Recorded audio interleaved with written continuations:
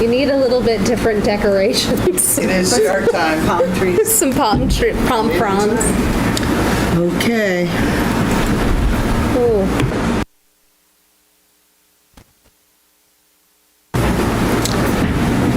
So it is 6 p.m. on July 15th, 2024, and I'm Naomi Miller, the Chair of the Select Board, calling this regular meeting of the Select Board of Shaftsbury to order. Does anybody have a conflict of interest with anything on this agenda? No. No. Good. Okay.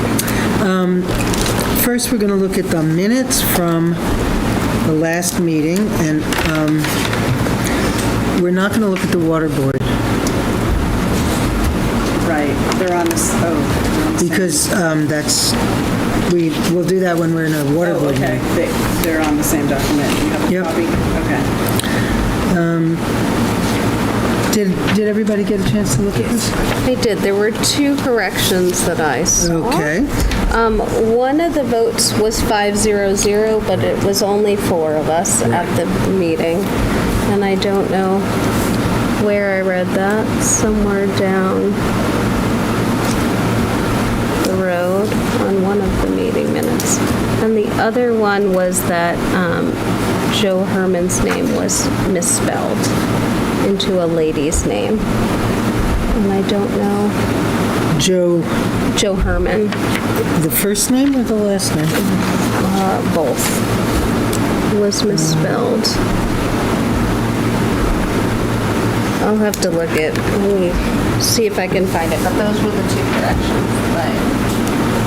Okay, so to correct the spelling of Joe Herman's name, which Martha will provide, Yep, I will find it and when I look at it. to One of the votes correct was, the vote that is listed as 500, change it to 400. Can I have a motion to?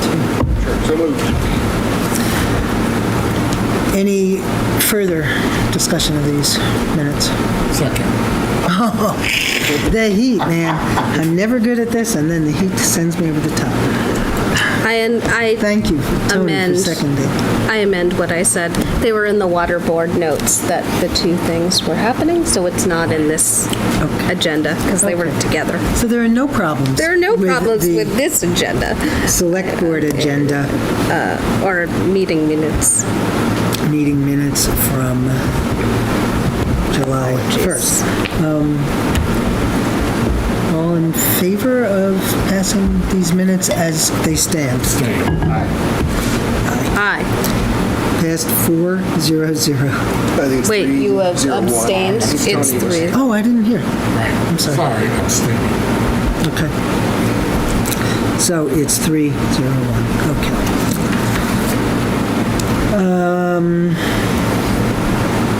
Warrants. On top is the check warrant, and then the second document is the payroll. I'll pass this down to her.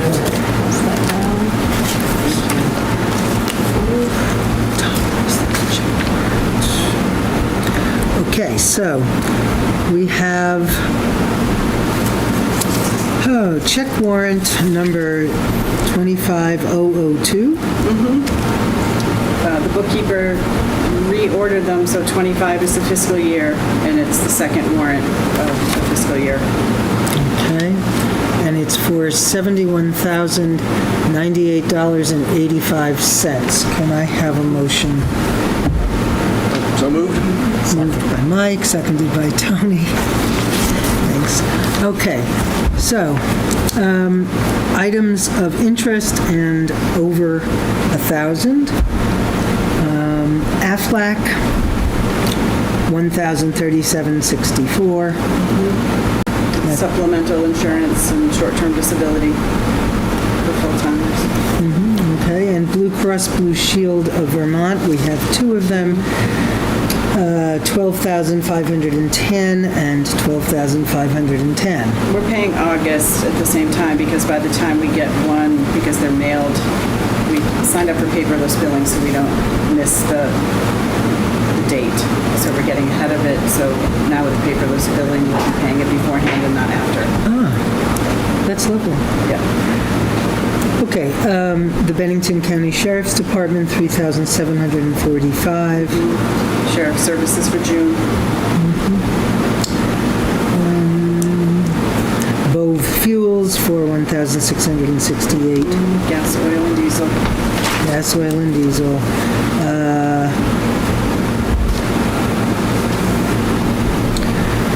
Semify for $952.75. That's for the Sumify maintenance fee, The maintenance fee? Isn't that the annual annual, subscription fee? yeah. Thank you, Okay, Jen. so that wonderful program only costs us under $1,000 a year. It's actually like $1,300, but we had a $400 credit. Yeah. Should have asked you about that. The Dufresne Group, $1,700. That was an engineering fee for the Grandview Hawks sidewalk study.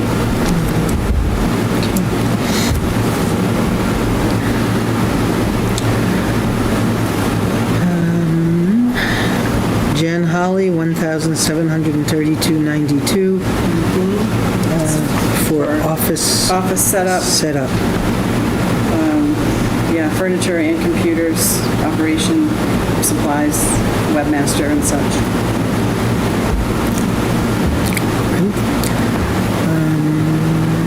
Innovative Surface Solutions, $5,441.28. It's chloride for the roads. Chloride. Okay, Nimerex, $7,750. That has to do with the reappraisal as they go into it. It says July assessment services. So it came out of the reappraisal fund for the lister. Great. Peckham, $1,191.93. Gravel and stone fill. Gravel and stone fill. RK Miles, $3,038.25. That is the landfill shed and the things done within the walls, electricity and heat, and I think they have an air conditioning unit in there, making it livable. So Shelley can do her business in there, Yep, and that came out of the ARPA. the ARPA funds. Shaftsbury Historical Society, also from the ARPA funds, $8,156. That was the remainder of their promised $20,000 that had been approved by the select board on 5/21.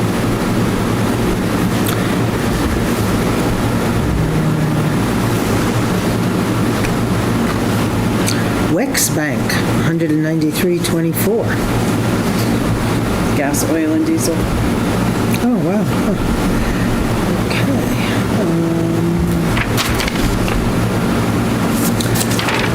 That's it. Any questions, thoughts about this? All in favor? Hi. Aye. 400.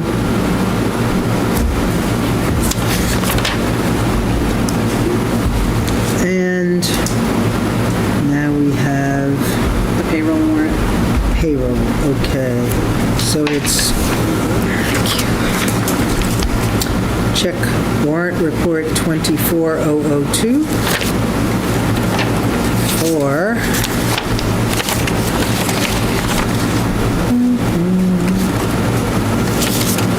sorry, it is changing around. Oh, it's at the bottom here. For, what's it?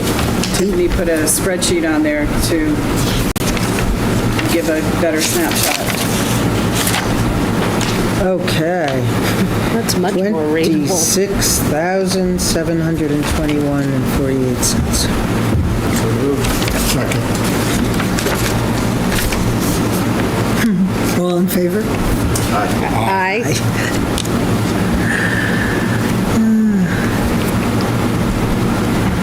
400.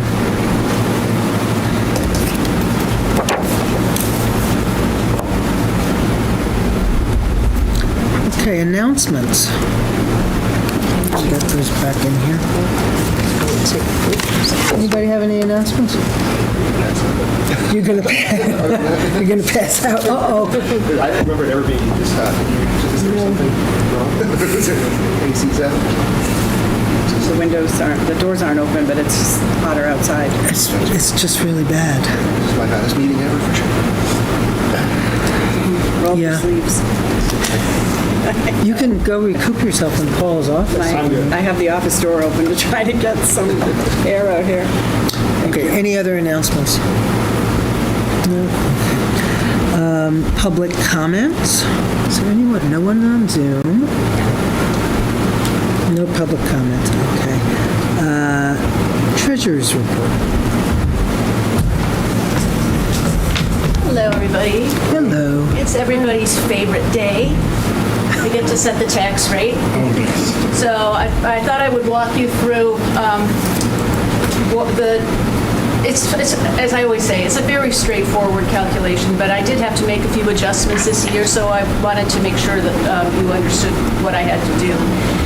It's generally you just take the tax revenue from the town report, the budgeted revenue. But because there were a couple of changes from the, actually, we're going to look at that other packet of 4 pages first. Sorry for your curveball. There we go. Because there were a couple of changes from the floor at town meeting, I had to make sure that we adjusted by those. So that was increased, you'll probably remember, increasing the stipends happened from the floor. And also, somebody noticed a $25 typo between the community appropriations from one place to another. Okay, so that I had to make those changes, but also, and I know I've talked to Naomi and Paul about this, there were a couple of mistakes in the community appropriations listing in the town report, which differed from what was voted on the next day from the ballot. And it seemed to me that since people voted individually for those on the ballot, then what was in the town report took a back seat to that. But that meant that we had to increase the amount to be raised by the amount of those 3 community appropriations that had mistakes in the town report. So that ended up with an adjustment of, do it in my head, just about $7,000 more. It's very insignificant in the big scheme of things, but had to increase the amount to be raised in taxes by about $7,000. So that's why if anybody is watching this at home and looking along in their town report, they will see that it does change. It is a change from what appears as the taxes to be raised in the town report, but it's for those reasons. This always happens if there's a change from the floor, but this had 2 different things being fed into it. So when we look at that amount to be raised, that is the adjusted amount, the $2,330,000. That's the adjusted amount. Right below that, you see the grand list value. That comes from what Gina supplies to the state. I think she has not done that yet because there's still a couple of tiny things that have to be done. So that number might actually change a tiny bit too. If it affects the tax rate, I will come back and talk to you about it. I don't think it will. It's very much at the margins. And I thought it was important for us to stay on our usual schedule, but there's just one thing that she's looking at, and it's as far as I know, and I believe it's already accounted for in the numbers I'm giving you. So when you do the straightforward, just dividing the amount to be raised by the grand list, that comes up with a tax rate of 0.5572. That needs to be adjusted by the veterans exemptions and the exemptions that we have for voter-approved waiving of taxes for 2 properties. That is the Grange Hall and the Shaftsbury Community Hall that the town takes on their takes their taxes as though it doesn't exist in the grand list, so we have to make up for that. That comes up with a local agreement total, bringing it to 0.5615. I have adjusted that to 0.5616 for reasons of rounding that I won't bore you with now, but that amounts to a penny per $1,000 or something. So the rate I'm asking you to vote on is 0.5616 for our town rate. Now, if you look at the next page, if you don't mind going down, Jen. The next page compares it to last year. That was the amount we had to raise, was 2.1 million. The grand list, so that was less. The grand list was less. The rate was less. If we look down, even another page,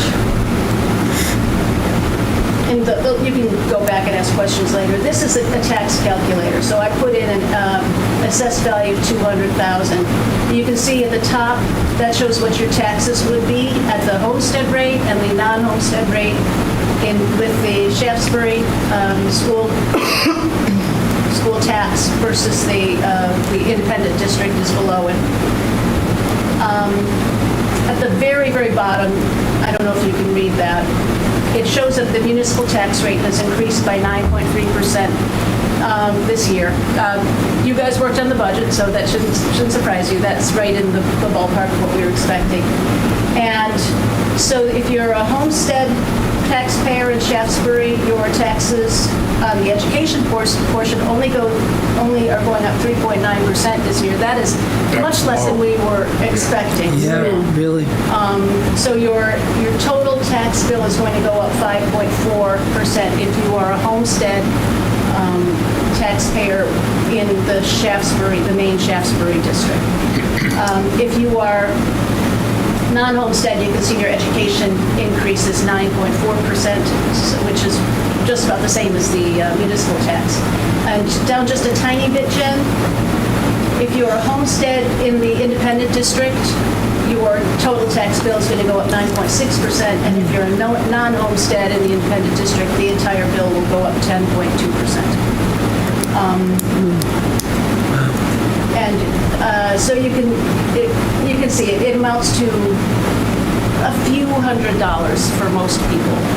If anybody wants to know how it's going to affect them, they can call me. I can stick the numbers into the calculator and say exactly what the difference will be. Of course, this leaves out any state payment adjustments, so it only can go down from here if you usually get an income sensitivity adjustment. Any question? I went through that very fast. Any questions about any of that? About what goes into the calculation, or how things are going to be different this year versus last year?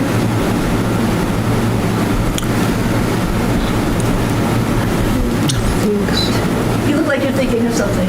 No, it's something so concrete.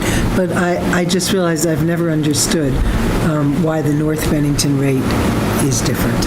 Why it's different? Their CLA is different there, so it just affects them differently. The common level of appraisement is different in North Bennington from Shaftsbury. I see. Okay. Thanks. So they're being adjusted more from a level of appraisement that they have on the books. Got it. Thank you. The population is so low. The population of school is very low, and their cost is very high. Interesting. Thank you. And of course, all of that is on the education side of things. The municipal tax is the same for everybody. Okay. So if you're ready to vote on it, if we could go back to the first page of this, Jen, please. Any questions about any of the adjustments I had to make?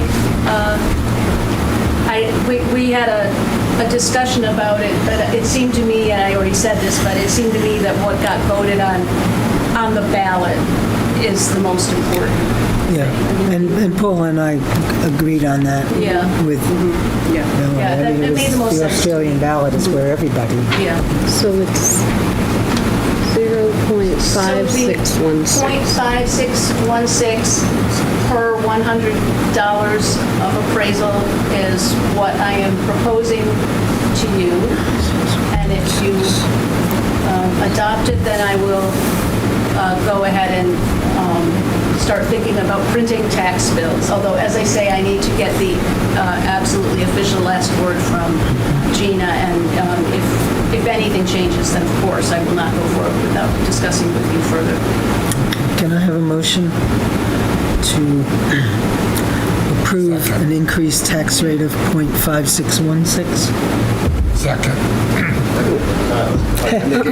I'll make a motion to approve the 5.4% .5616 rate per $100 of assessed value for the 2025 fiscal year. Thank you, Mike. Second. Thank you, Tony. Any further discussion? Okay. All in favor, say aye. Hi. Passed 400. Thank you. Thank you for your work. Cool. So now let's look at the cash flow. This is the cash flow for June, so this is the last one of the year. You can see the big number that jumps out at you is the transfer down there, like 6 lines from the bottom. We talked about that at great length, but that was the defederalizing that ARPA money. Just a tiny bit up, Jen, sorry, just a bit up. That tax reconciliation we also talked about, that is the final calculation of the taxes due, essentially an overpayment of taxes, which we talked about is practically rounding error on education taxes. So they did their final reconciliation in June, so that was a little bit of extra cash. So let's see.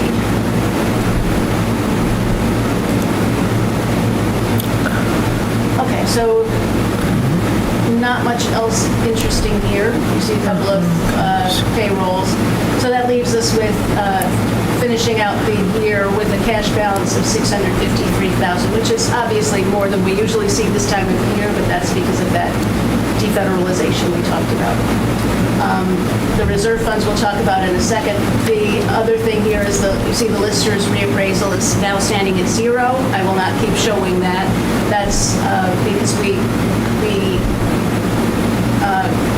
cashed in that CD and put it into the Lister's reappraisal reserve fund because that's going to be money we're going to be starting to use going forward. I think you actually have something on the warrant today already that's going to come out of the reappraisal, and so that's already happening. So to finish out the year, you can see our revenues were a little bit above. A lot of that we've talked about is because interest rates are so high. The expenditures are not really 79.4%. That's what the budget is going to say, but that's because of the defederalization of the ARPA funds. If you make that net of the ARPA transfer, you can see the expenditures actually came in just a bit above budget at 101.3%. Great. And if you compare that to last year, they're both significantly better than the revenue and expenses last year. Last year was the year we were hit by inflation on a lot of fuel and other highway supplies. Any questions about any of that? Okay, one real quick look at the reserves, Jen, and then Beautiful. let's see what's going on here. If you look at the 260 line, that is the water credits because that's the month that water payments were due. So that's why we have so much revenue coming in. And then going out, we already know about that very large payment to North Bennington. If we look down at the 900 line, that's the effect of the transfer of all but $100,000 of the ARPA money. So that's what it looks like now. Still have, it earns some interest, so it's now back up to $101,000 there for us to use the way we earmarked it, I believe, when we talked about the transfer. Everything else is just money that was due to I guess there are a couple of grants. There's an economic development study grant up there at the top line, and equipment down there a couple of lines lower. Everything else is just was a transfer of money due to the general fund. Questions about any of that? Okay, that's all I have, I think. Yes? Can I ask, is it possible for you to take out, to find out how much District 1 is paying in taxes to North Bennington? To find out, I'm sorry. To how much taxes we're giving back to North Bennington out of District 1?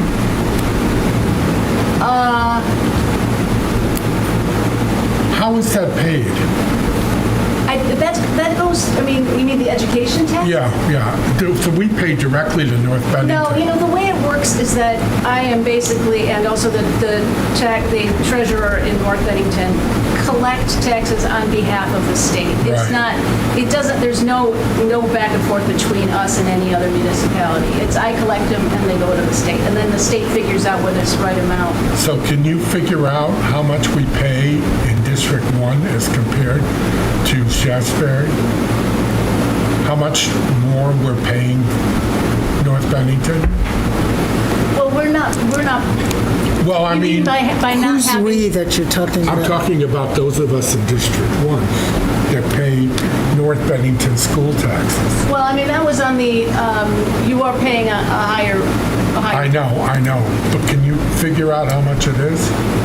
Well, can we go back to that tax calculator page? It was that first document that, the, I know it's almost 10%, but I'm just saying how much revenue is being lost to the town of Shaftsbury. well, it's not being, it isn't, the reason I'm confused is that it's not being lost to Shaftsbury at all. It's just being collected by the state and then But those taken back. people live in Shaftsbury, and they're paying North So Bennington taxes. if the independent district had never been chopped off of Shaftsbury, Right. then, there would be, then that money Would go to Shaftsbury. I mean, that's. I know.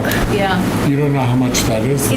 This is so much a state issue and a political issue that, I mean, there would be probably a way of a counterfactual if this had never happened.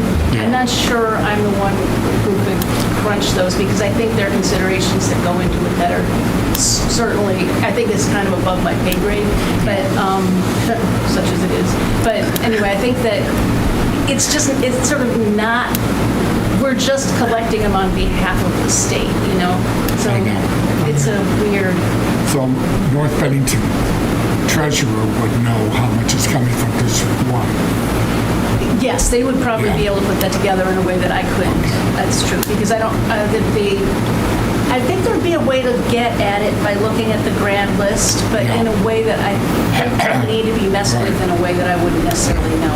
But it might be worth talking to Doug, who's their treasurer, and see if there's I honestly If you don't get even it, know how to. he'll give it to us. Yeah. It's very, I did this is sort of beside the point, but I did a seminar at Nemrick on how to do tax rates, and the seminar was about 45 minutes long, and for the last 15 minutes he said, everybody is excused unless you're from Shaftsbury or North Bennington. This is for the whole state. Yeah. Wow. And there were 4 towns. He said, we're going to have to go through your process. It's completely different. It's like, okay, that's me. Because there's so many moving parts when you've got these multiple. Yeah. Wow. It's. I know, it's very complicated. It's complicated, and I don't know. It was a political It consideration. was, absolutely. Yeah. Absolutely, yeah. Yeah, and it comes up, especially when you see them diverge like this. At one point, we were losing like $500,000 a year from Shaftsbury to pay into District 1. But I don't know what it is now, because Yeah. the rate has changed. Yeah, Yeah, I'm not even. Yeah. I know. In order to change it, we would need a vote from both towns. Right. And we're not going to get North Bennington to change. No, we are not. No. This would actually be a good conversation to have with our state rep, because I know that he understands more about, I mean, because I hear about it, understands more about education, the way education funding happens in the state than almost anybody. Yeah, thank you. So, Yeah, maybe we should do that. I'm sure he'd be more than happy to come in and talk about it. Yeah, Yeah, that'd be a good idea. Thank you. thank you. Thank you. Okay. I would like to suggest that we reverse numbers 8 and 10 on this agenda, that we hear from Mike Day about the DRB before opening the bids to tear down 43 Buck Hill Road, just so that he doesn't have to wait through all of that. And then we'll go to the bids, and then we'll go to the CCDC, okay? Okay. Yes. Thank you so much for coming in person. No problem.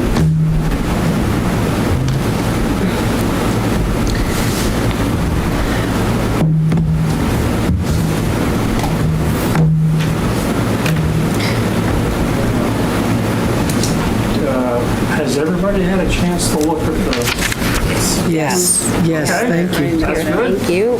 Yeah?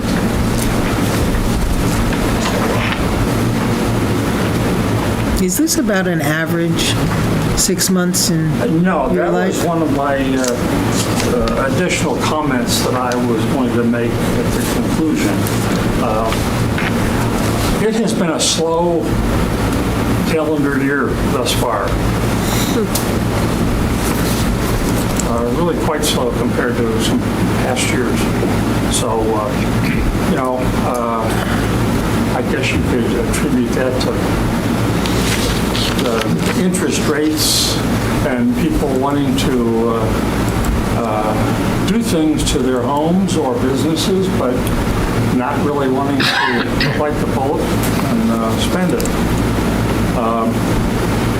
It's just been slow. That's really it. What you have, we have 5 members full-time.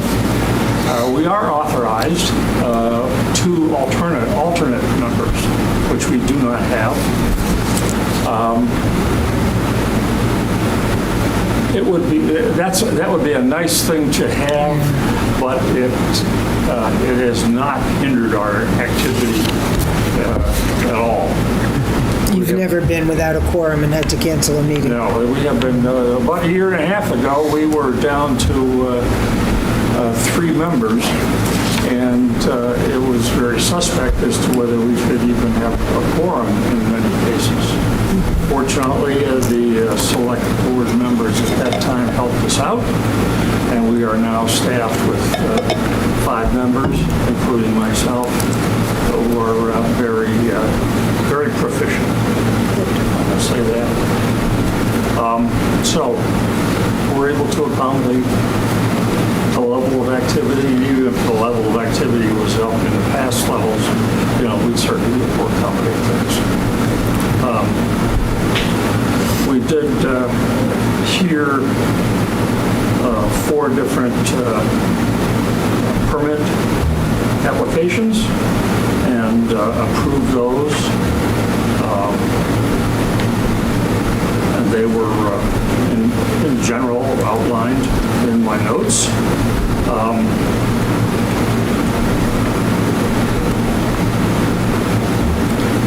would say that if there are particular questions about any of them, or any of other, really we have been pretty stable. We had a little bump in the road in 2023 with it escapes me right now. The on-site rental for homes. Short-term rental. Short-term rentals, yes. Yeah. We had a little bit of a bump in that road, but that has since passed us by since that we declined the application. They appealed that to the environmental court, and then they withdrew their appeal. So that resolved itself over time. Nothing else from that standpoint.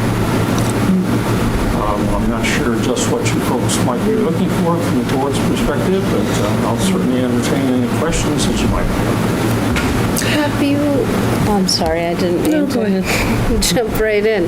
Have you experienced any pinch points or things that are of need from us or to get over to the Planning Commission, or anything that you've kind of, in reviewing some of these things, found that language was not consistent or needed changes so that there's more clarification in anything? Not at the moment. Okay, good. We did have some, the Planning Commission proposed and made some changes this past year, and they were adopted at the March meeting. And that allowed some flexibility for the zoning administrator to not have to refer some types of boundary line adjustments, things of that nature that might be straightforward without having to refer it to the full DRB. And so that helps streamline the process for most towns. So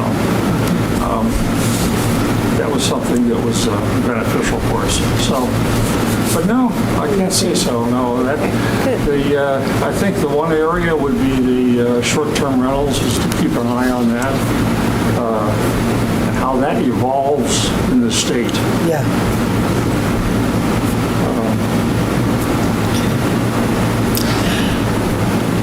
I think one of the things we were hoping to come out of this new process is to let not only the select board but also the public, because we do have an increased number of people watching now, which is a great thing, let them know what's going on in the various committees of the town. And maybe a good place to start with the Development Review Board, because it's fairly opaque to a lot of people, I think, is if you could just give us a brief summary of what the DRB does. Okay. In plain English, unlike what it says on the website. Well, the DRB actually operates under a statute, and don't ask me to remember the statute, but a Vermont statute that actually has it operate as a judicial board.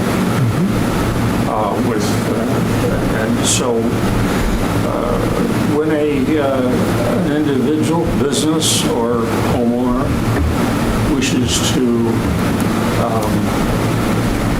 make a change to their residence or their business in terms of physical nature,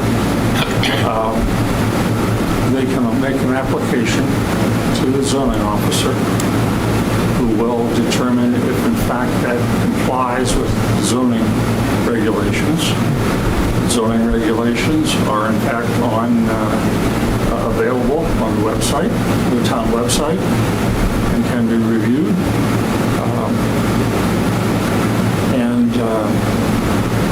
And then this may also be home businesses, that type of a category, things of that nature that there are criteria that need to be met. And if for some reason the physical nature of the requests, the setbacks, things of that nature are not met according to the zoning bylaws, or the criteria for home business have to be evaluated, the zoning officer will then refer that to the Development Review Board. We will then issue we normally meet the first and third Wednesdays at 6 o'clock here. And we will warn those meetings, and there is business before us. And applicants will then come and make their case. And we will, it's really a fact-finding event. We'll take testimony from both the applicant and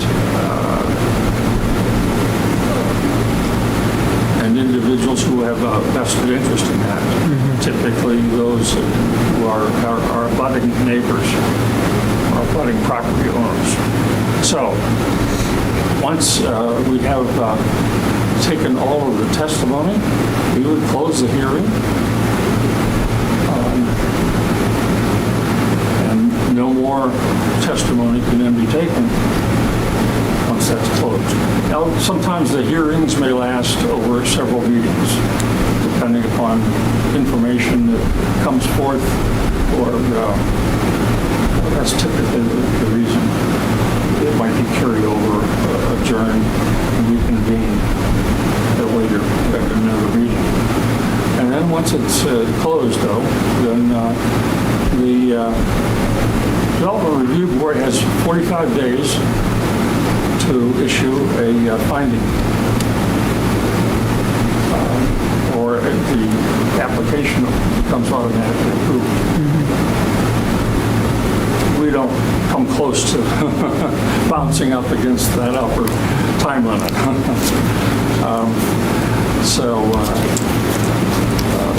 We would issue typically a finding. It may have stipulations associated with it for the benefit of abutting neighbors, as the most common type situation.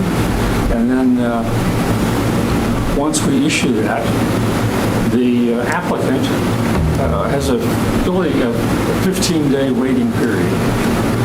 They should not do anything for 15 days after the finding is issued. If they do, and an interested party appeals the finding, the approval typically, then any work that they might have had done or money spent is for their own account. But after that 15-day window goes by, then they are free to start their activities.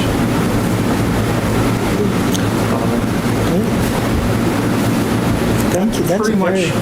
how it works. The land use regulations take some getting used to, frankly, in terms of finding all the ins and outs and where things might fit or apply to individuals' requests. But folks are pretty, our zoning officer will certainly help people, applicants, find their way through that to home in on the things that are specific and appropriate to their particular request. Okay. Anybody have other questions of Mike? Thanks for all your work. Thank you for coming in. I would and have one sharing last this. question, or one last comment, Okay. I should say. We are grateful for the increase in the stipend. However, I think that, and I think the board would feel the same, that you could cut that back really significantly. It was 100 and it's now 500 per person. I think that can be cut back really, because we're not in it For the big bucks? for the big bucks. That's right. You know, it's not, and I also understand these are not, massive dollars within the budget, but,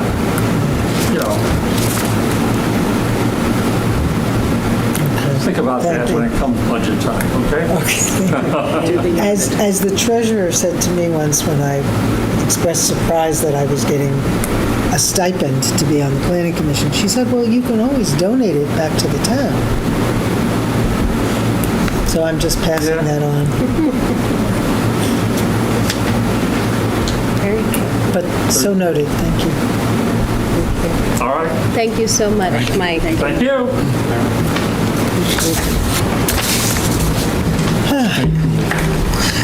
That will take some work. Yes. Thank you very much. Okay. Now we're going to move on to the previous number 8 opening bids.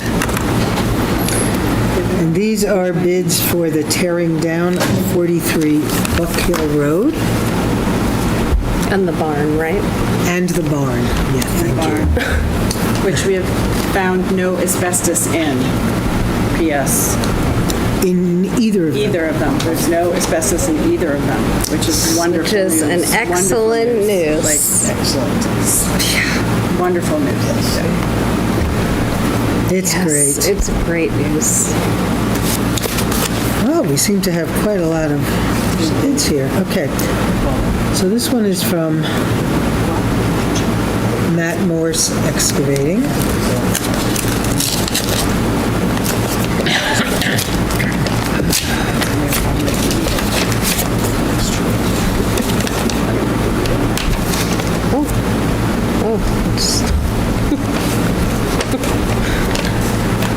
Okay. 48,000. It's not too bad. 34 for the 2-story house, garage, and pool, and 14,000 for the barn.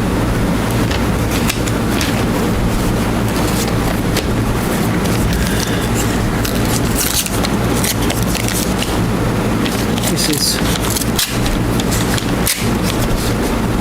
from Fletcher's Excavating. And it is for a total of $58,500, $29,250 for the house, and $29,250 for the barn.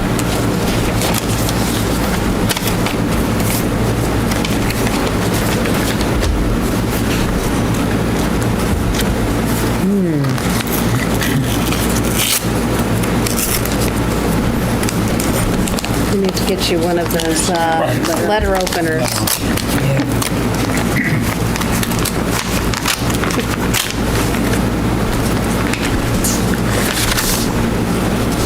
This is from Weaver Excavating. Let's see who's in here. 49,000, 41,500 for the house, garage, and pool, 7,500 for the barn. Interesting. This is from Kurtz Excavating.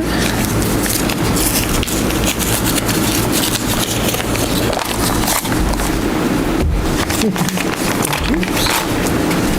And it is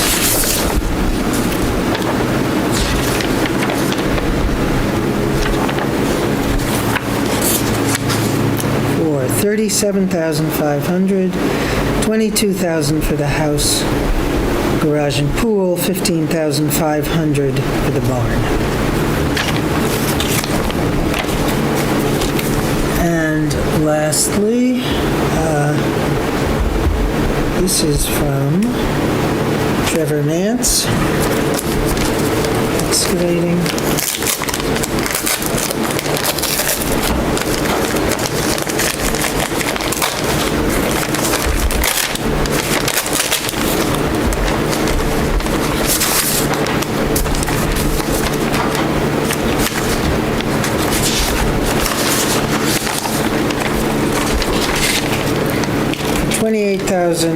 $28,925. House, garage, and pool, $15,608. Barn, $13,317. So we will now pass these on to Mike. And receive his recommendation at our next meeting. Sorry for the mess, Paul. They are organized. It will be organized once again, no worries. Thank you. They are still organized. Good. A little better? It is a little better. It's only 92, not 94. Anybody else feeling like passing out? Are you feeling I any feel better? better. I feel great. Yeah. Okay, good. The allergies will kick in soon. Yeah. Okay. The report from the CCDC, which is going to be provided by Martha. Yes. That's the, So, yes, we have been kind of in a standstill for a moment, and I want to kind of go back a little bit. We've kind of been, as a whole team on the select board, working on ARPA money, and when we received it, kind of went out to get lots of input and realized that this was going to be a very lengthy process, and we've continued to kind of get lots of input from lots of different folks to make sure that we're spending our ARPA money wisely. And why I say that is that we had created a time-limited ARPA committee that kind of gathered and synthesized all of the surveys and the data and gave recommendations to the select board, that then kind of the select board had turned to the Economic Development Committee to kind of take up the reins of those recommendations. And the Economic Development Committee then had worked a little bit with Goldstone Architects and the BCRC to kind of work on information about Cole Hall and also our town green and town community center. And I think the select board very quickly realized that there needed to be a little bit of a differentiation, and so we went into having both a Cole Hall committee and a town green and community center committee. And as we continued down kind of the road of the last few years, we realized that there kind of needed to be one body to create recommendations. As much of what we're doing here, both in Cole Hall and the Town Green and Community Center, are intertwined in a lot of different ways. And so both the Cole Hall Committee and the CCDC, the Cole Hall Committee and the Town Green Committee merged together to form the CCDC. And so I just wanted to kind of put that back out there with the goal at that time for the CCDC to really give the select board recommendations on how to allocate the remaining funds, ARPA funds that we had, and really using them as matching funds for kind of really seeing the vision that the town of Shaftsbury citizens had kind of talked about in the lots of surveys that we had done. And the work is continuing as we kind of are building the infrastructure. We just opened bids for removing a structure. We're really kind of laying the foundation, I think, as we're working on trying to kind of create the dual vision for both making sure Cole Hall remains and is a functional working space for those who are working here, but for all of the time to come, as well as kind of working on the vision for the town green and the infrastructure. And so we have, and Melanie said it again, have expended our ARPA funds, and our next task as a town is to kind of create the reserve fund that's going to create those matching funds as we are moving forward. So the CCDC has met a few times to kind of discuss what the town green and community center, and also what kind of things need to be done priority-wise here at Cole Hall. That kind of got a little waylaid by kind of the work that we had been doing with moving and expending our ARPA funds. I think, and we'll get to it later on our agenda, kind of thinking about where we want to go from here now that we kind of have a better sense of, we are removing kind of the building over here at 43 Buck Hill, as well as now not having the federalized kind of time frame. We have more time to kind of now really think and envision about things. We also concurrently, another board is the Cole Hall Sewer Feasibility Committee that is working very hard to kind of come up with potentially a game plan for some kind of community septic or some kind of wastewater system here on this kind of campus, as I like to think of it now, with all of the different buildings, which will be done at the end of the fall. And so we will know then where we might need to kind of keep land open for wastewater and things in the kind of relationship to all the things that maybe will one day be on this land that we have out here in this campus that we have. And so we are working kind of in tandem with a lot of different groups here in the municipal system, both with the select board, but also the Economic Development Committee, also with the Sewer Feasibility Committee. And likely, I think, going down the road, we'll also be working with the Planning Commission to think about boundary lines that are currently there and what might needs to change. So there's a lot of moving parts, and I think one of the things that the CCDC would very much like as we kind of now move forward and have made some of these big decisions is from the select board a timeline for when you would like to kind of have some of these recommendations to kind of move forward, bearing in mind that there are certain grants that come around at certain times of the year, and so we need to kind of have those answers before we start applying for those. But also kind of, I think, more pointed guidelines for the future, but that's address something that will happen. And so that is one thing that I would say from our entire board right now, from the CCDC's perspective, to now that we kind of have a sense of where the fund is and how much money we have remaining, where we go from here, and guidance from you as the select board. Thank you. Any questions about that, Martha? No, I guess some of these bids did come in well below what we thought a couple of weeks ago we might be, so I wonder if it's too late to move the rest of that money, I think, into the, into the defederalized piece that we're doing, so I don't know how we use that money wisely, or, just make sure we...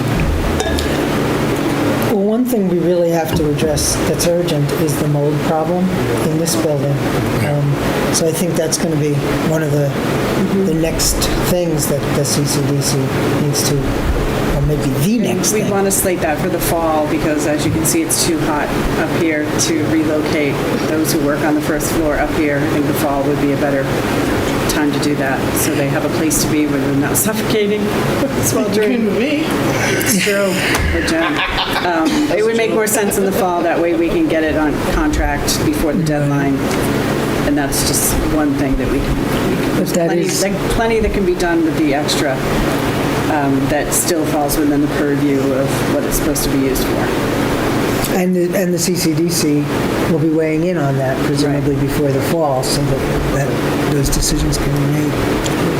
And one other comment, and just not, I think it's kind of fallen through the cracks, and this might not be quite the right place, but there's a little piece of land across the street there that actually belongs to the town. It's the parking lot for that apartment building right now, but it is town land. And at one point, we had voted, Dave had kind of prompted us to vote to transfer that land, hopefully to that property owner, but I don't believe that ever happened. It didn't, Mike, and that's odd. I just inquired to the treasurer about that. Gotcha. And because they brought that up in the Economic Development Committee meeting. Because what I'm thinking now is We that- still own it. It's still a town asset. Because that might possibly be important for the sewer fees. I can see, because the way we Yeah. delineated a study area, and it's possible that there could be a need for like a pumping station that would be buried there. We get Bring material $300 a across the year for road that over to here, rent. but I think we should hold off on transferring that property for now. Yeah, because- maybe they did offer it. Dave might have offered it. to Yeah, them, I don't know whatever But we happened. only get $300 a year for rent. Right. I think it's worth keeping it for that. because it could be useful for the sewer project. Right. And hopefully they could do that and still park on top of it, hopefully. Of course. So, anyway, just want to throw that out there because I Yeah, can't keep no, Yeah. I agree. That I is a agree. really good thought, that you kept that ball going from Yeah, where it was spinning. keep on like remembering it and forgetting it again. So if you just- Yeah, okay, the ticket. That's good. This is the kind of reason we want to have these reports, right? Because They bring things They back bring up things to that light. we didn't. And where can you get 5 parking spots for $300 a year? Especially not in downtown Shaftsbury. Right. Parking is, I hate to, because parking is very important for that building, so it's, Right. so it'd be nice to keep the parking, but also possibly have some I'd love infrastructure to ask under the one of the ground there. residents what they pay for parking for a year. Yeah. I used to live That's in- not what he's charging his residents. Yeah. Chris? anything else about this CCDC report?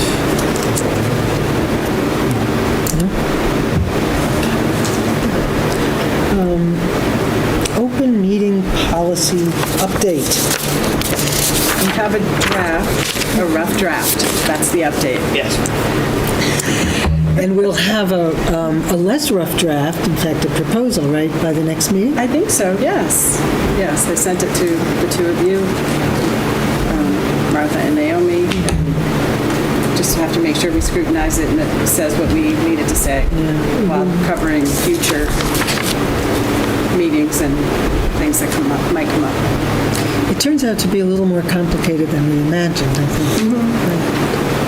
We didn't get it right. Not quite yet, because No, it's you not, didn't get yeah, it. there's a draft Yeah. that we've been trying to summarize all of the things that were in kind of some convoluted language. Yeah. But we have been The passing state. on to the various town committees.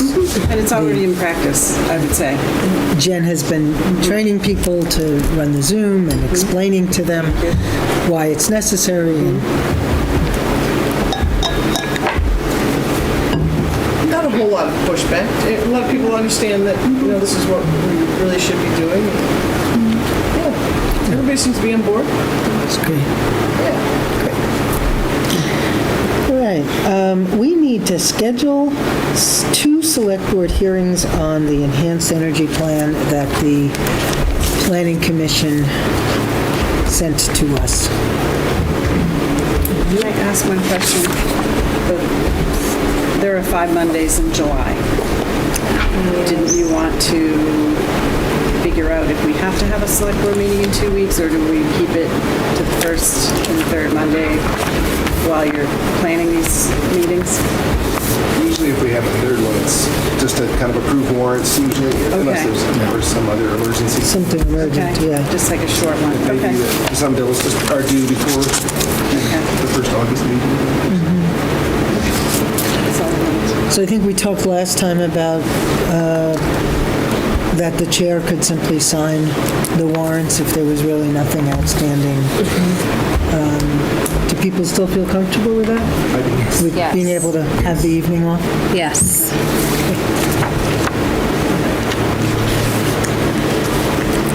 So there isn't a great rush about the hearings on the enhanced energy plan. I mean, it's not like we need to schedule extra meetings to make it happen. Right. It was Shelley's request.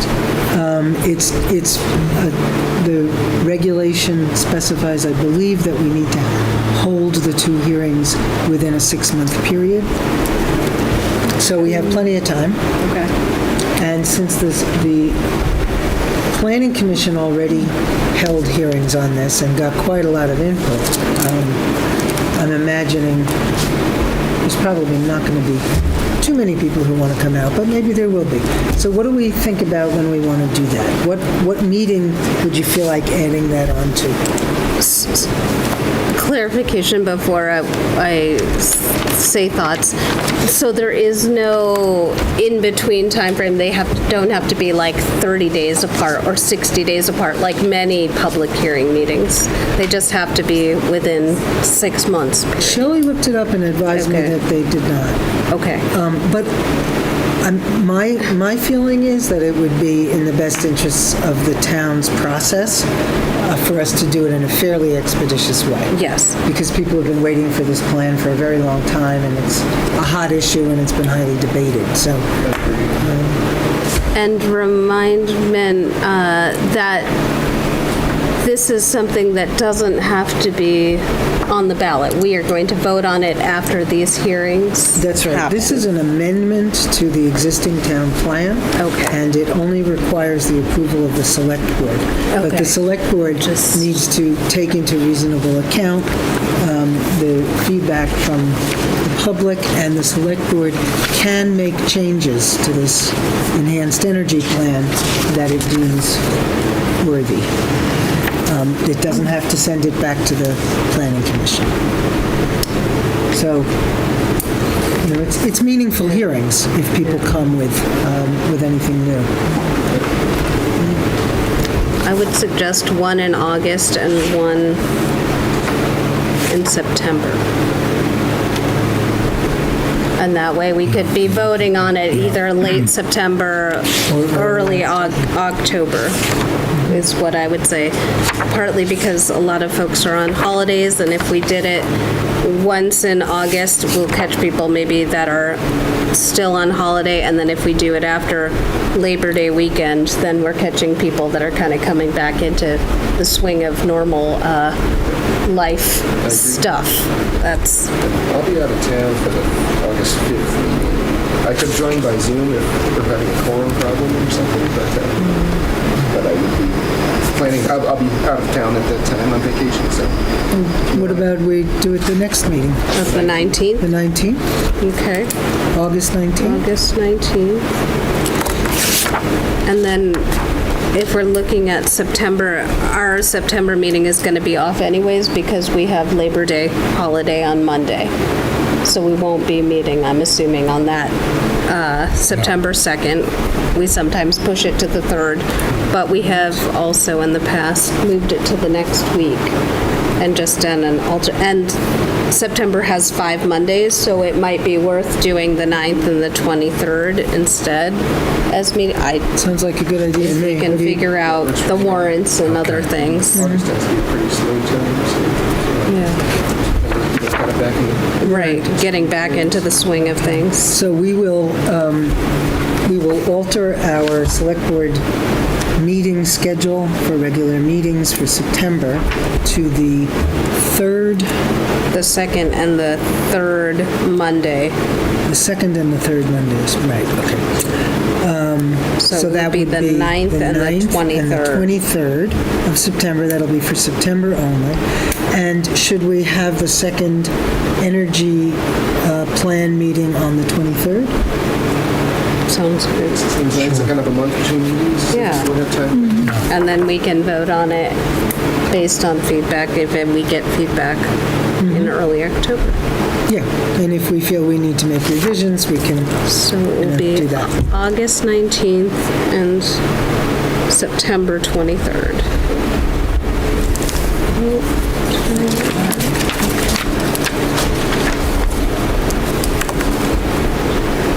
Great. Okay. Discussion of CCDC guidelines and mission. So as Martha sort of laid out for us, the mission, in a sense, can remain the same, but certainly the timeline is different. And the CCDC is asking for real stated goals, timelines. And when we first started this process with the CCDC, it seemed pretty slow, and then suddenly we thought we were on a fast track, and that's where the CCDC really first met, was on this fast track, oh my God, we have to rush. And since there is no longer such a rush, although there is a little bit of a rush about, as Mike was pointing out, figuring out what we want to do with the remaining $100,000. the remainder of the $100,000. So what do people think about the guidelines we want to provide this important committee with?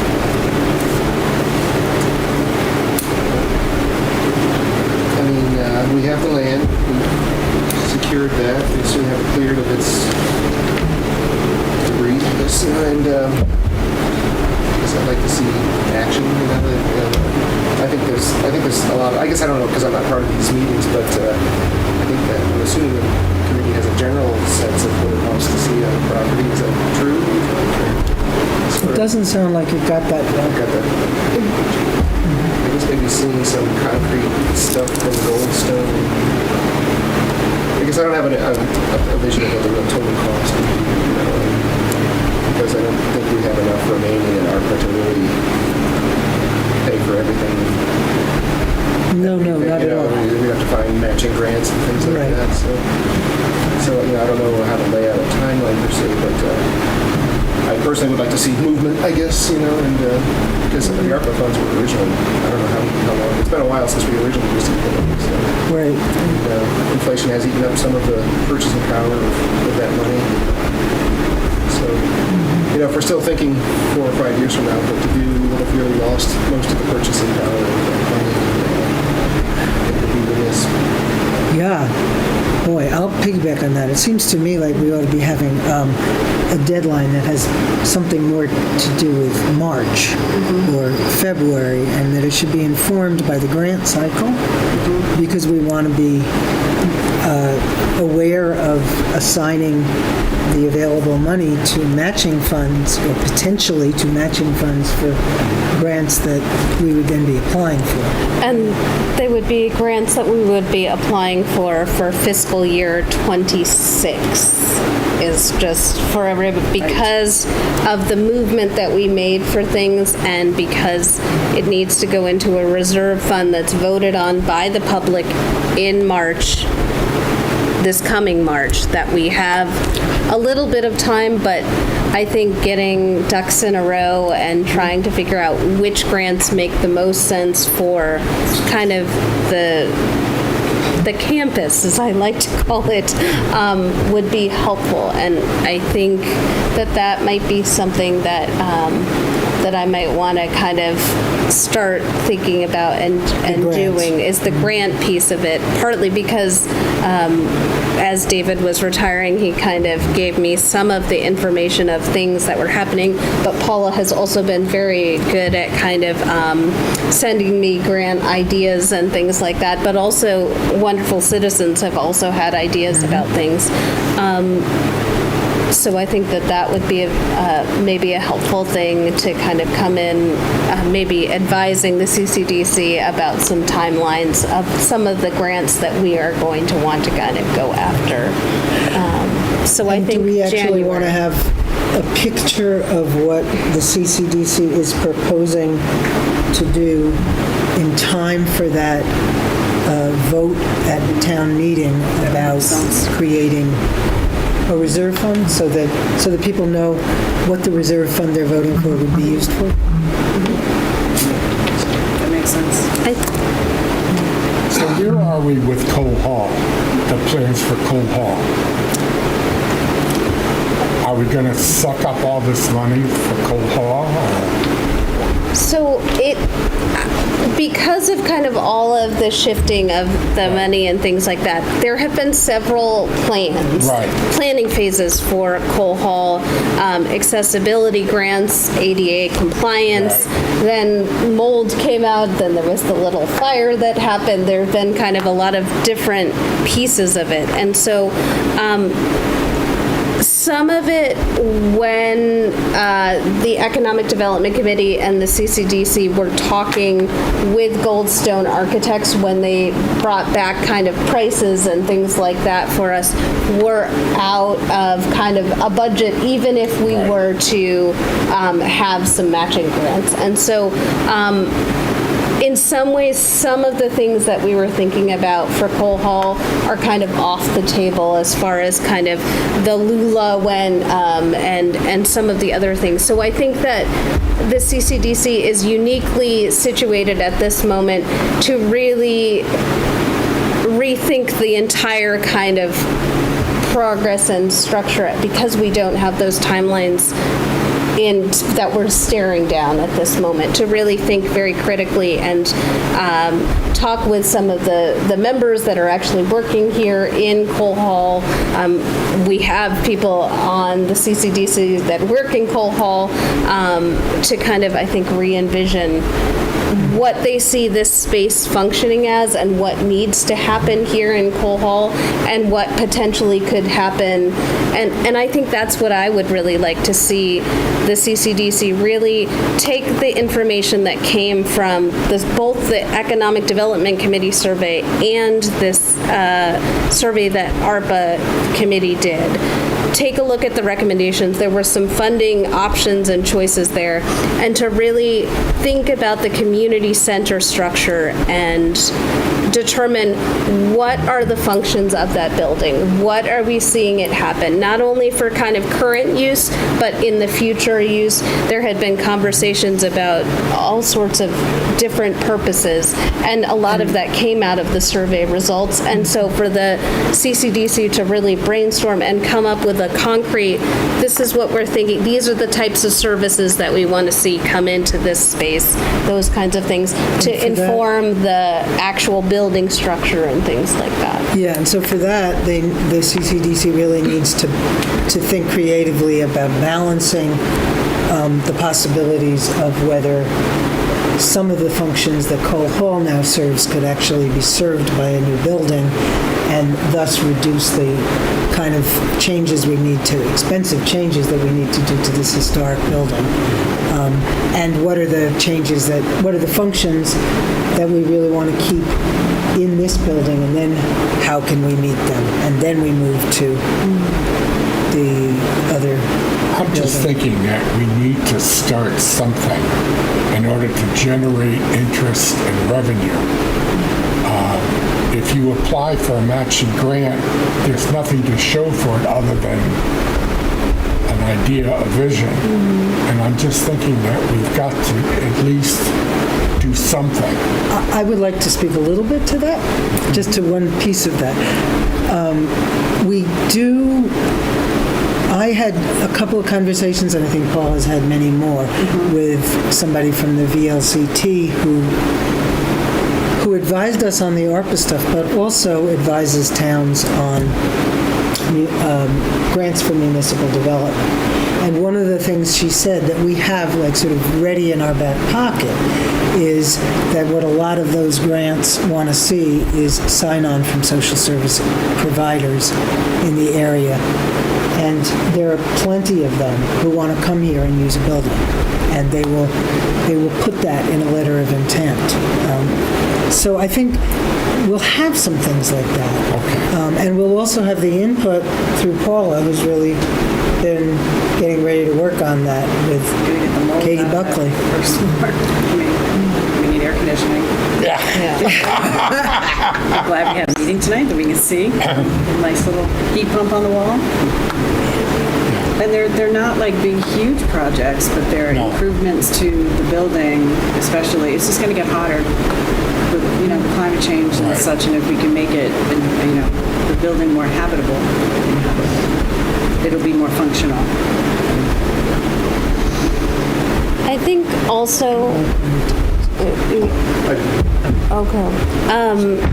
thinking about, and maybe the CCDC really thinking about the phases of this campus. And, there are some immediate Cole Hall Phase 1 project things that we need to kind of figure out. And some of those have been hindered, like the air conditioning thing and others, by a municipal MERP grant that has kind of been stalled at this moment. And so we're trying to kind of bring it back around again, because there was a big chunk of money that was specifically designed for things like that, for buildings just like this. And so we're waiting to kind of see and hear about that. And so they're maybe thinking about that as Phase 1. Phase 2 being the community center building itself and the town green. And then maybe Phase 3 being the potential housing thing. And what is exciting and interesting at this moment is there are lots of pots of money for each one of those, but but it takes kind of coordination, and that's where I think the CCDC could really make some very good recommendations once we kind of have a sense of where we're thinking and what the functions of each of these spaces are going to be, that we can then tailor the grants to start kind of getting the money to do some of these projects. And so if we want the select board to actually make a decision and give the CCDC a mandate, maybe we need to summarize it in terms. I think we've arrived at the timeline, and you're a great summarizer. A little overheated. I don't know if I can put it together right now. I don't have this summary on. Okay. Do you want to summarize what you just said? Get back to, what did you just say? First this, So, then that, okay, then that. so I am thinking that what I would like to see from the CCDC is 3 things that come up for January, actually, because a lot of the grants come out right after the new year. And so what I think would be very helpful is, 1, to envision the phases of this project. And I think phase 1 should be Cole Hall update. I take it back. Let me start again. I'm thinking that the first thing that the CCDC should do is to brainstorm and really come up with concrete functions for each piece of this campus that we're talking about right now. The functions of what Cole Hall is going to be, the functions of what the town green and community center can be, and what potentially might be down the road housing. From there, once you kind of have a sense of what is happening for each of those spaces that are all kind of working together in concert, is to then come up with phased plans. So I envision maybe phase 1 plan talking about Cole Hall, the immediate building Cole Hall.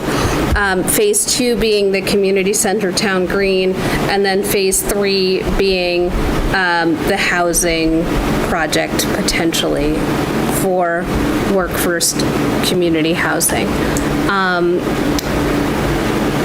And really coming up with those things and really concrete recommendations for January so that they can come back to present to the board about that.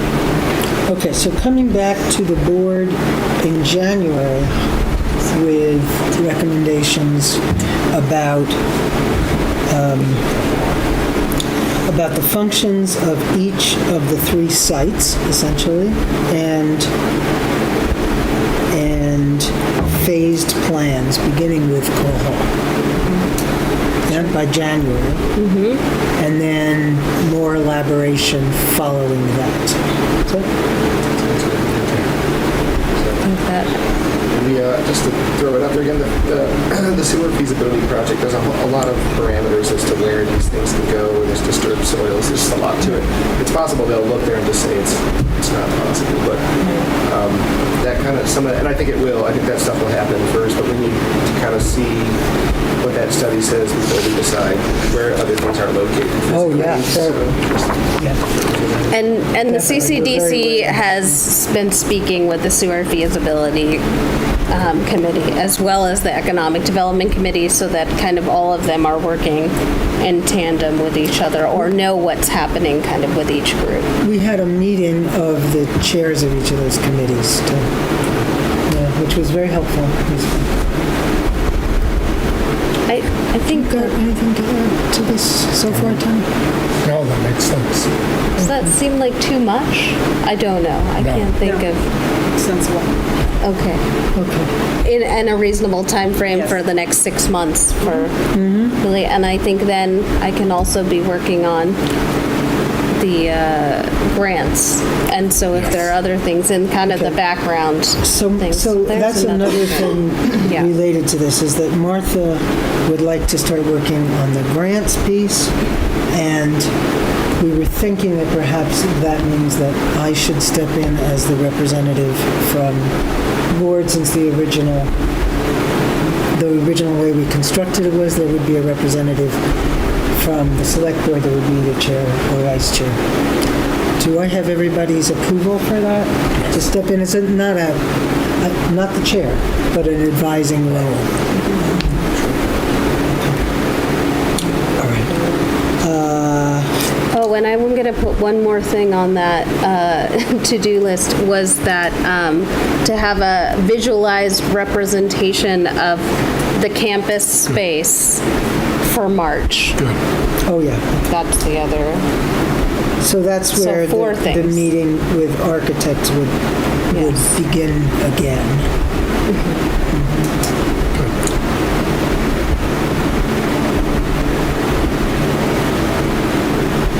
Okay. We're all good on that, huh? Yeah. This has been, we've all done so much work on this over a long time. I mean, It really, you it guys- has been a you huge. guys like decided to buy the property and I know. I mean, this has been a long envisioning process by everybody. It will be long after. Yes. People were looking at that property for the town garage at one point. Yeah. So that property's been a topic of conversation for at least a decade. So I'm glad it stayed on the market as long as it did, because it took a while to get there. Yes. Yeah. Okay. Does anybody have any other business? I do. Paula does. Wiping the sweat from my brow. I was contacted by Ryan Jones. He emailed me and came to meet me in my office from Apparel Impact, and they have the dumpster, the clothing dumpster over at the Shaftsbury Country Store, and they want to reclaim it for a parking spot. So he has asked me to bring to the select board if they could move the dumpster if we have any problem with it being somewhere on the Cole Hall property, because it's very popular. It's filled all the time. The people in Shaftsbury are using it, and they turn unwearable clothing into recycled goods, like padding for furniture and insulation for homes. And would we be interested in hosting the bin at the town offices? No. I know. No. How come, Tony? Well, because it becomes a dump.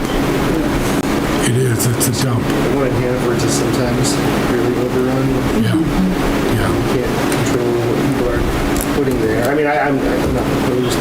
I'm not as opposed as you are, it looks like, to the idea, but we would have to kind of police it and make sure it doesn't. I'm just bringing the question. The nearest neighbor doesn't feel too good I don't know, about it Ryan either. Jones is the representative, but there are others. Is it Goodwill? No, it's just And I clothing. kind of like the fact that it's not Goodwill, and I haven't seen, No. I've seen the dumpster, but I haven't seen things piled around it. That's why I'm curious. How often are they emptying it? I don't know. Well, I think that And you keep saying no. and who's emptying it? Exactly. Enough I mean, for that's, I it mean, not to be piled I up. know it's a quick no, and you're saying no. Yeah, but there are other. Well, there are doing other- good things with it. Store's property that it's sitting on right now. it's not. No. It's Whose is it? it's Gabrielle's. Yes. Who? My daughter. Gabrielle Watson owns actually the property it sits on at this moment. So the, who the has, bin. whose dumpster is it? Oh, the store did it. Apparel. To begin with. Oh, She just allowed it to happen. And there's always been a controversy about the parking there. yeah. So they want to take it away to reclaim the parking. Her property, they're gonna make another space on it, so. And she's gone along at this time. And if you look at the property lines, the side of the store, where the store ends, is the end of their property. No, I took care of it dumpster. Interesting. And it was, No is okay. It's it was okay a to say pain no. in the I'm neck. just asking the It question. really was. It's perfectly okay to say no. I'm just asking the. Paula was on simply behalf- passing on the news. She wasn't Right. I'm advocating. not, it's not my Okay. dumpster, I know, right? I know. Right. Not my dumpster. That could be the title I of a was just, really it's not my interesting dumpster. They dumpster. say they're doing good stuff with it, so I was just curious. The good thing for the We don't know that, though. Yes, Martha and says. there It is, hasn't been there that long, so I think people are kind of respecting the space. Right. And then he had the smoker was out there too. On the other side. On the other side, Yeah. Yeah. there's a lot happening. Interesting. Never mind the continual challenge if there's a truck next to that. Oh, it's like death defying. Yes. Get out Across that the end of road. the street and inch your way out to see if there's a car coming. Yeah, it is a hazard. Parking has always been a problem for that store. At least That it is is helpful to not have no parking on that corner where everybody parked before. very true. Anyway, Very true. What about, thank you, Aaron, listen to me, I'm terrible. What about at the transfer station? A place for donations by the shed, Well, by the if you swap ask- shed. But if you ask Shelley about that shed, She has the same she's problem. got to, Right. yeah, she's got Yeah, to watch people out. are dumping I mean, things she left and turns it right. back and there's garbage there. Really? Yeah. Because people can't afford to pay the Yeah. fees to Right. dump Right. the stuff. I mean, garbage is an international economic Yeah. problem. Yeah. And, No, I know, I've cleaned it out of the cemeteries. Yeah, yeah, Chuck a bag in the cemetery. I'm like, are you kidding me? yeah, Oh, no. Yeah. yes. Maple Hill in the wintertime. They'd rather drive up there and dump a bag of trash up there than go Wow. to the Where cemetery. they leave the It's ashes. terrible. Yeah. yeah, well, It's been a rough day, Paul. I know. I know it has. Okay. All right, I'm done advocating for people I don't know about. Okay. Okay. Can I ask a question? I mean, it's probably Sure. out of order. sure, of course, good. The contents of that house, is that part of the bids? To empty it out? It's been empty. Yeah. That's part of the bids? I thought it's already been emptied. No. It's got quite a bit in. It's quite a bit in there. Oh, I Heard thought from, Mike had emptied it. oh, nope. Really? There's a lot in there. I heard from townspeople peeking in the windows what's in there. Aside from all the stuff that's like gorgeous. Clear it up. Well, it's basically town property now. It's up to you. Yeah. And just, Town you bought it. know, that, I guess I'm not following. Are you asking to go look in it, or? yeah, I've never been able to look inside of it and look in the windows. But then I was talking about that, I had talked to you about the, around the pool is around, not that old, that deck. Anybody, I don't know, I guess. the people A few pay people for have it. said, can I have the windows? Can I go in and take the blah, blah, blah? Because it's an old, beautiful house, but we thought there was asbestos and it's also town property, so I don't know what's done in Issues of, like, this. people have to be like licensed, you know, Right, bonded to, like, exactly, take and there's a windows out. liability issue for And- anyone going in there. I guess, It's a legal thing to not be able to go in. Yeah, Yeah, because if anything Yeah. happens to them, Yeah. that's We're liability. That makes sense. Yeah. It'll be coming but down I pretty don't soon. know, these demolition bids, what we didn't look at, there was a cover letter, so I don't know if it was saying that they were going to then salvage, you know, I don't know. I don't know if that's part of their bids or not. Right. Might take a look at them. I think people had looked at it and nobody bid on taking the wood, like in a, I think we kind of tried to see if someone was my interested in the construction. There are like estate sale. there are estate sale Estate companies. sale. Proceeds would go to town, but I don't know what that means for having the general public walk through the building. As you do, at a estate sale, you're generally in the house. Right, right. Safety issue, very important. Yeah. It's pretty unsafe in there, as I understand it. You've been in there yourself. No, I I haven't, but have Martha been has. in the house. And Mike, Yes. Mike Unati has. And David had when we were, Joe. Joe, everybody was pretty alarmed. Okay.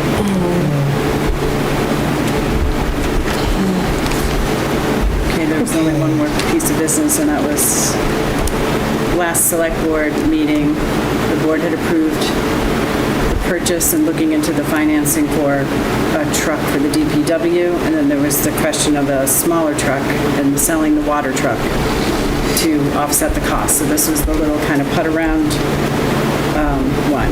Well, Mike actually found one on a lot, ready to go. Their purchase, not the purchase price, but the list price is $16,900. He got them down to $15,000, and we're just, he can't be here tonight, but he wanted me to bring this to the board, and my This is the one we already like approved. the truck. The purchase of, actually, right? Conceptually. conceptually. But we didn't yes. have a But price there's one or that's a- actually there now. Which would help with the water truck, and it has the And it would little, fall under the purview of, So, the yeah, water truck, you know, and it has all the Right, little right. boxy so that could be an things. expenditure from our remaining ARPA ARPA funds. funds. So it would have And it no would be financing, it would be $15,000. out of the 15,000. budget, it would just be that And it would smaller be truck. used on the I think on the town green. for some of the Quite a town lot. green Water department would use information, it. yes, sewer things. Obviously, there'll be water hookups for Yeah. whatever kind of structure happens out here and things like that. So I think that it could be used in that way. Because it's a water Because it is- board truck as well as As a- well as a the- And he was DPW, happy right? to see that the utility box was on the back, so there's nothing they have to do to it to make it, you know, ready to go for whatever comes up. So he's asking for the green light. So could I have a motion to give him that green light? So moved. To spend, to expend ARPA funding? Okay, I'll make a motion to expend, I believe you said $15,000? It was $15,050. $15,050 of our ARPA money to purchase this truck, which will be used by both the DPW and the water board. But it will be owned by the DPW. Right.